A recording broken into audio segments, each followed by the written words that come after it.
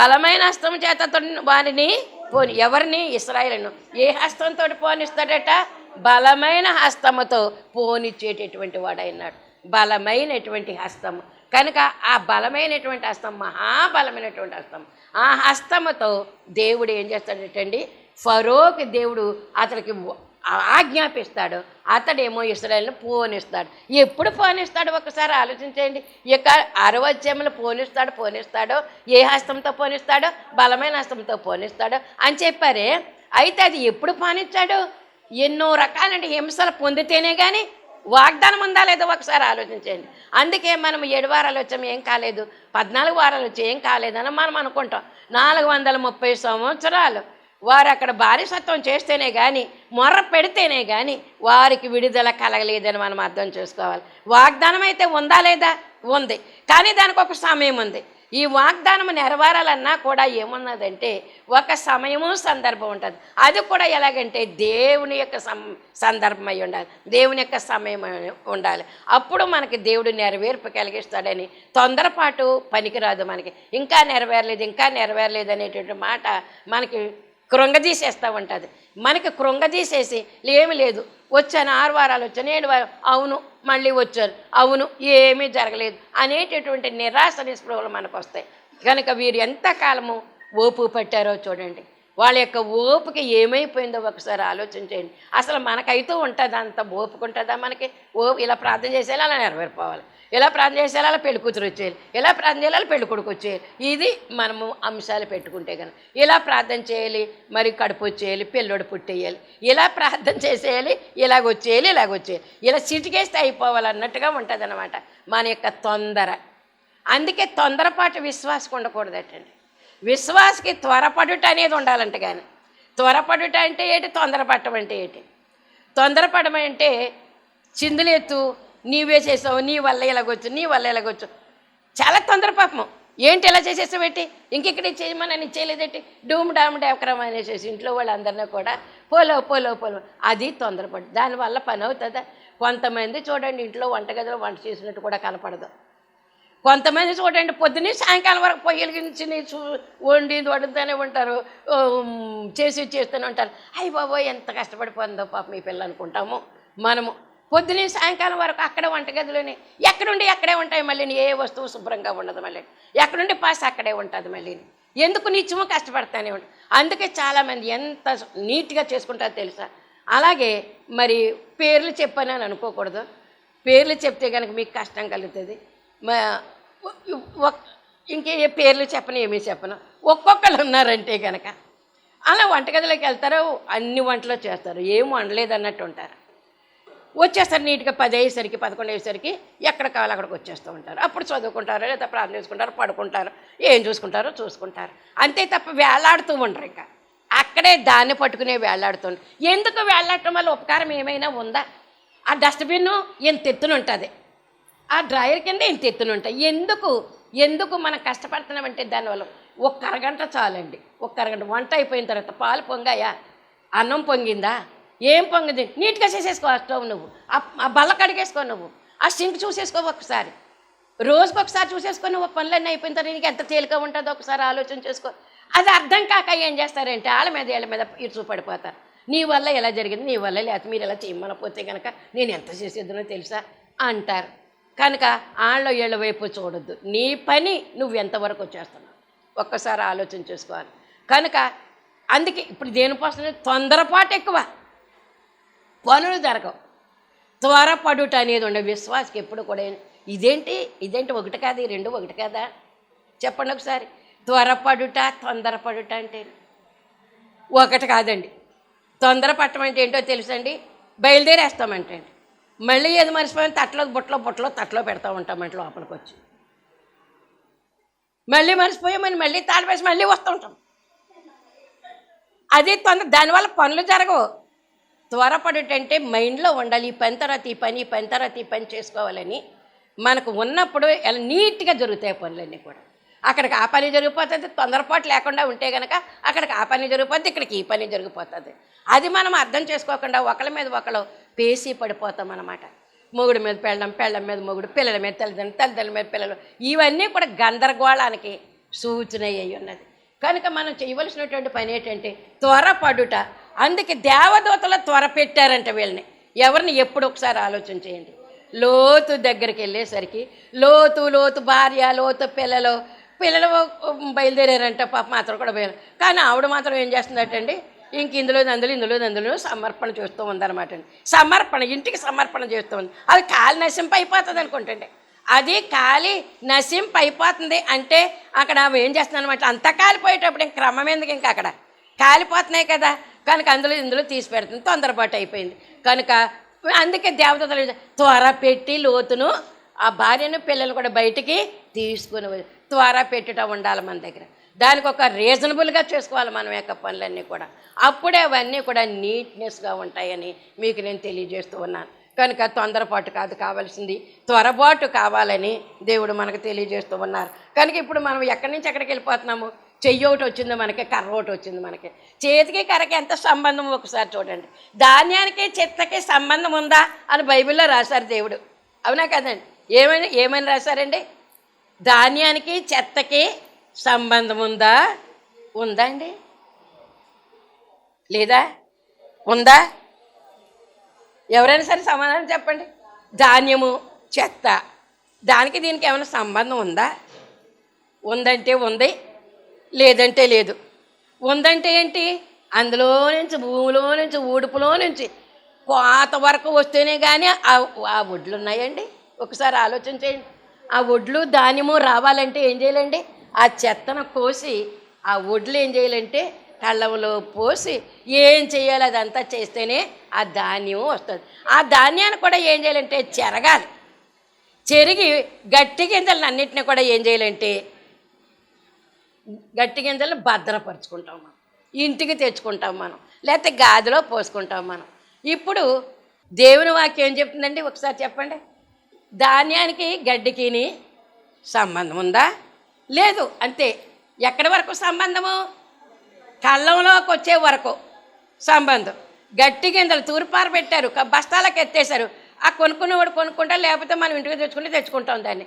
చెత్తను తేమ కదా, ఆ పొల్లు తేమ కదా, అదేది తేమ కదా. ఎంతవరకు ఉండాలంటే కోసి బాగు చేసేంత వరకే దానికి సంబంధం. ఇంకా మరలా దానికి సంబంధం అనేటటువంటిది లేదు. లోకంలో జీవిస్తున్నటువంటి విశ్వాసకి కూడా ఏమై ఉన్నదంటే, లోకానికి విశ్వాసకి చెప్పాలి, ఇప్పుడు చెప్పాలి సమాధానం. లోకానికి విశ్వాసకి సంబంధము లేదు. లేదా అంటే పుట్టిన దగ్గర నుంచి కూడా కావాలి మనకి. అందుకే దేవునిలో పుట్టినటువంటి నీకు నాకు ఇంకా లోకముతో సంబంధం లేదు. కానీ లోకముతో సంబంధం, తినాలంటే కొనుక్కోవాలి కదా, తినాలంటే అమ్ముకోవాలి కదా. ఇంట్లో ఉన్న వస్తువు రూపాయికి అమ్ముకుంటేనే కానీ రూపాయి కాదు కదా మనకి. కనుక సంబంధం ఉంది, కానీ అంటే ముట్టనట్లుగా దానికి మనకి ఏం లేదు, సంబంధము లేదు. లోకానికి విశ్వాసకి సంబంధం లేదు అనేటట్లుగా మనము జీవించాలి. ఈ జీవితం ఎటువంటి జీవితం చాలాసార్లు చెప్పుకున్నాం. దేనికి పోల్చారు? తామరాకు మీద నీటి బొట్టు అన్నారు, దాన్ని నీటి బొట్టు అన్నారు. ఎక్కడుంటుంది అది? నీటిలోనే ఉంటుంది, బురదలో నుంచే వస్తుంది, నీటి మీదే ఉంటుంది. ఆకు, ఈ ఆకు మీద ఈ నీరు కనుక ఒక చుక్క పడిందో అంటించుకోదు, ఆకు తనకు అంటించుకోదు, నీటిలోనే ఉంది. లోకంలో జీవిస్తున్న విశ్వాసుల యొక్క జీవితం కూడా ఆ విధంగానే. లోకంలో నేను ఉంటున్నా కదా, మరి వాళ్ళందరూ చెడిపోయిన వాళ్ళే, నేను కూడా చెడిపోతే మరి ఎలా కుదురుతుంది? వాళ్ళు నన్ను నిలబండిస్తారేంటి? వాళ్ళు నన్ను రమ్మంటారు, పూజ చేయమంటారు. అందుకే పూజ విగ్రహాలతో ఉన్నటువంటి వాళ్ళ గృహాల్లో నేను ఉంటున్నాను, అందుకే నేను పొట్టెట్టేసుకున్నాను, అందుకే నేను ఏం చేస్తున్నాను, పూజలు చేసేస్తున్నాను అని వాళ్ళు ఎంతమంది ఉన్నారు చెప్పండి ఒకసారి. ఒక అమ్మాయి ఉంది, మరి మేము జాబ్ చేసినప్పుడు ఆ అమ్మాయి చాలా పుట్టిన దగ్గర నుంచి కూడా పుట్టు క్రైస్తవురాలకి ఒక విగ్రహారాధికుల యొక్క సంబంధం వచ్చింది. ఎలాగో చేసేసారు. వాడు ఒకవేళ బాప్తిసం తీసుకుని ఉంటేనే చేస్తుంటారు, లేకపోతే చేయరు. పెళ్ళికి అంగీకరించి ఉంటాడు. కానీ అయితే అత్తమామలు కానీ మగుడు కానీ ఇంకెవరో కూడా ఆమెను పూజ చేయనివ్వట్లేదు, ప్రార్థన చేయనివ్వట్లేదు, బైబిల్ చదువుకొనివ్వట్లేదు, పూజలు. ఇంకేం చేసింది తెలుసా? సజ్జ ఉంటుంది కదా, పూల సజ్జ, స్టీల్ సజ్జ, ఆ సజ్జ పట్టుకుని, పువ్వులు పెట్టుకుని, పసుపు పెట్టుకుని, ఏదో పెట్టుకుని శివాలయానికి వెళ్తాం మొదలుపెట్టింది.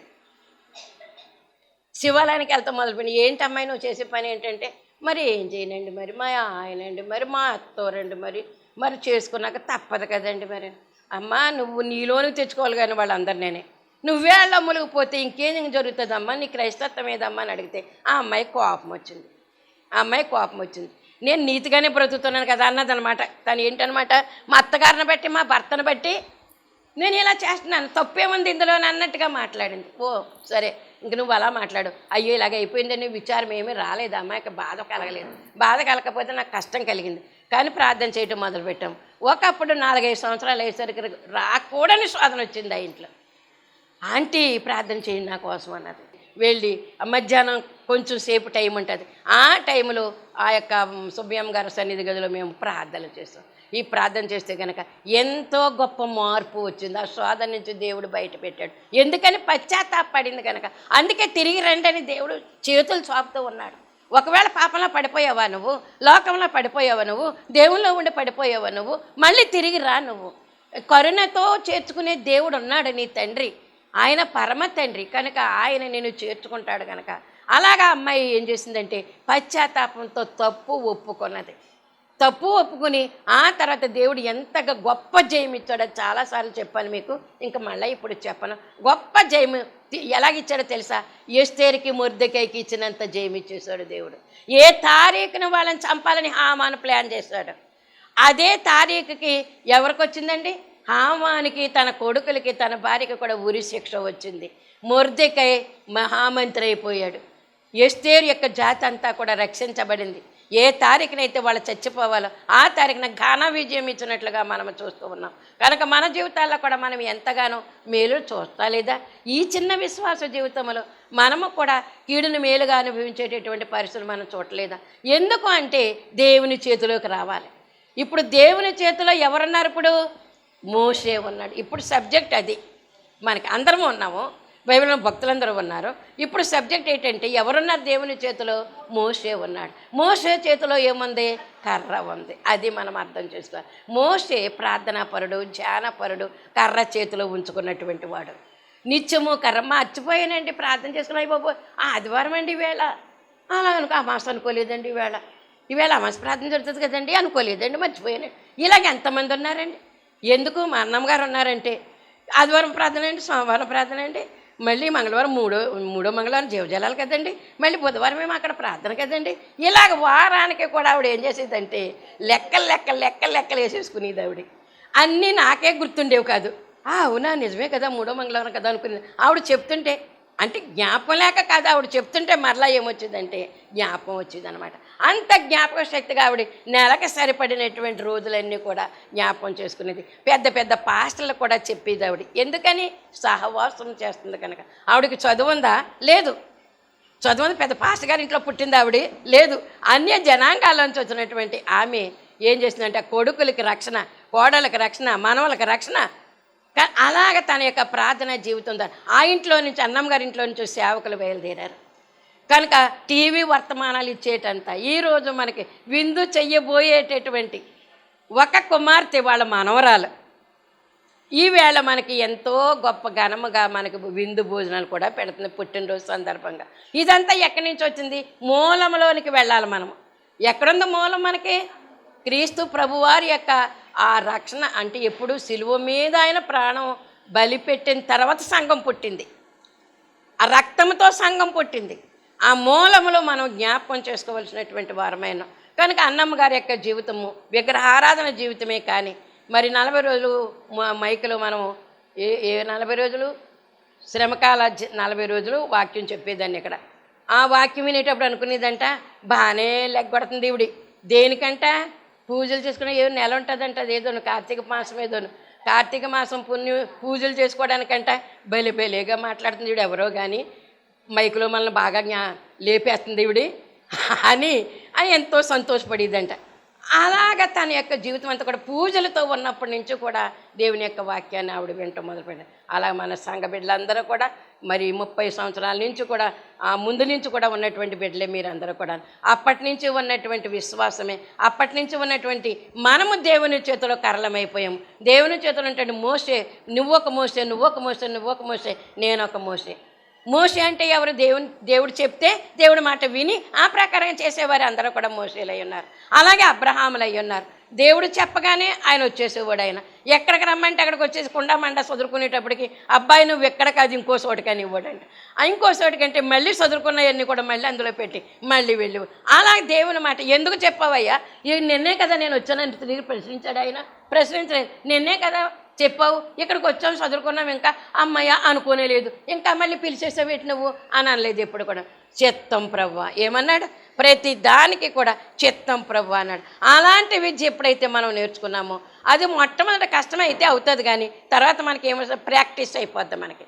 అది ఏమవుతుంది, ప్రాక్టీస్. అదే మరి ప్రాక్టీస్ అయిపోబట్టే ఇప్పుడు ఈ అన్నాలు వండేవాళ్ళు, తుడుపులు తుడిసేవాళ్ళు, ఈ పని పాటలు అన్నీ చేసేవాళ్ళు కూడా ఈ 30-40 సంవత్సరాల నుంచి అలవాటు అయిపోయి వాళ్ళకి ఎలాగో తెలిసి ఎంత ఈజీ అయిపోయిందో. 100 మందికైనా అమావాస్య నాడు అయితే 500-600 మందికైనా వండి పెట్టడానికి వాళ్ళకి ఈజీ అయిపోయింది.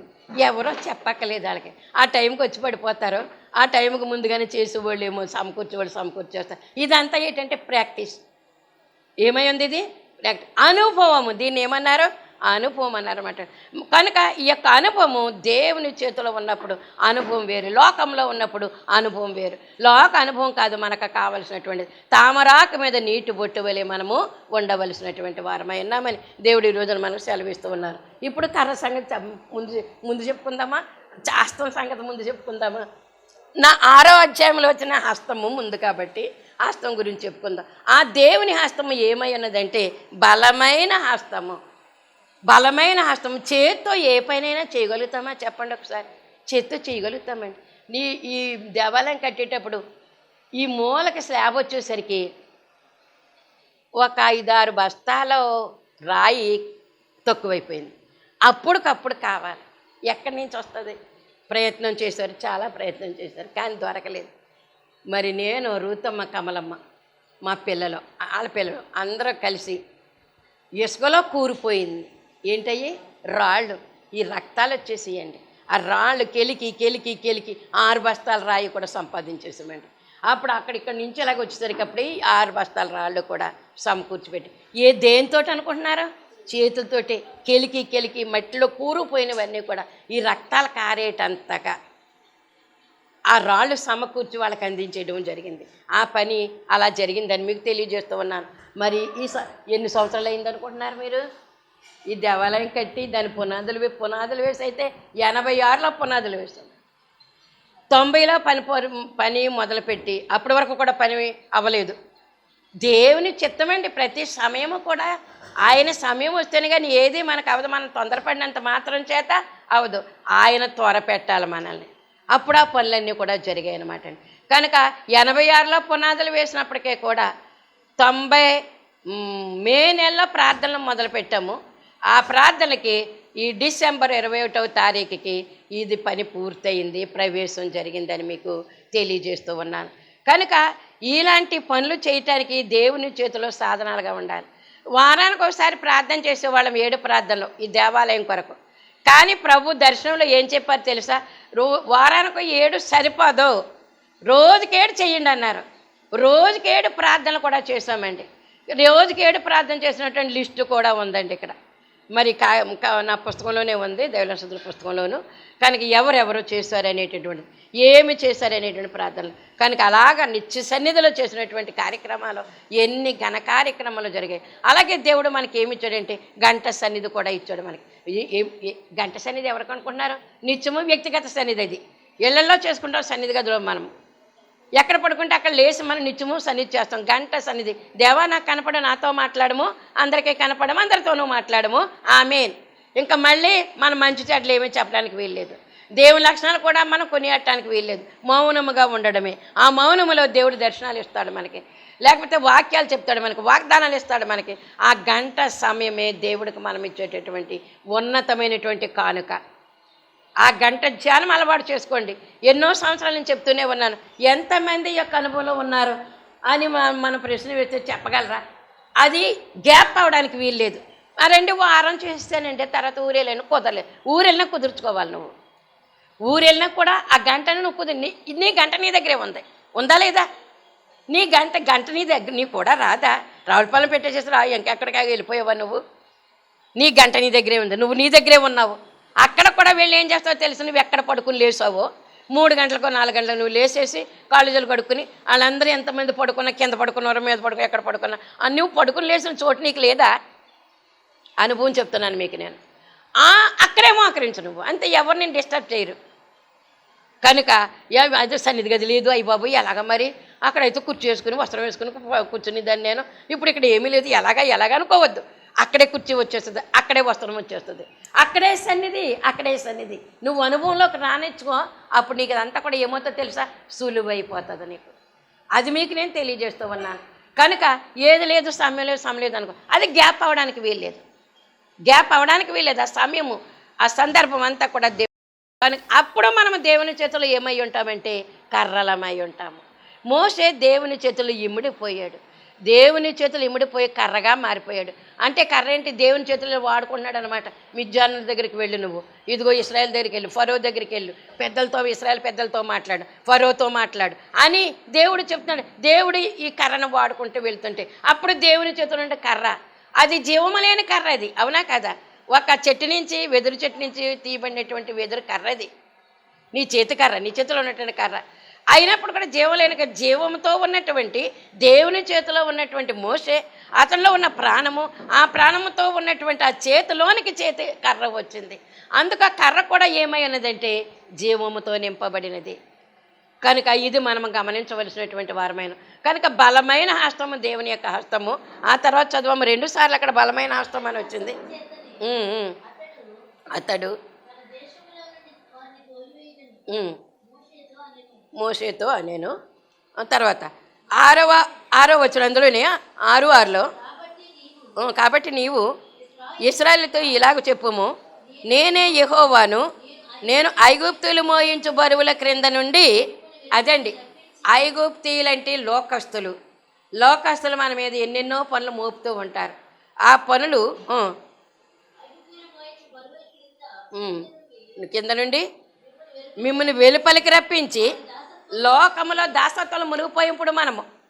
కనుక దేవుడు ఏం చేస్తున్నాడంటే దేవుని చేతులు మనం ఇమ్మడాము కాబట్టి ఇమిడినటువంటి నిన్ను నన్ను కూడా విడుదల కలిగిస్తూ ఉన్నాడు. విడుదల కలిగించి మనకి స్వేచ్ఛా వాయువులు పీల్చుకోవడానికి అవకాశం ఇస్తున్నాడని మనము అర్థం చేసుకోవాల్సినటువంటి వారమైన. ఇప్పుడు చెప్పమ్మా.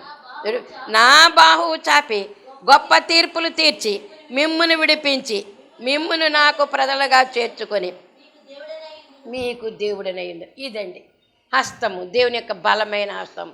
ఈ బలమైన హస్తము ఏంటి? ఇలాగున్న హస్తం అంటే ఇదండి. హస్తం అంటే ఇదండి.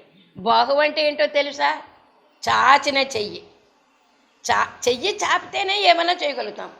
కర్ర పట్టుకొని చెయ్యి చాపాలి, కత్తి పట్టుకొని చెయ్యి చాపాలి.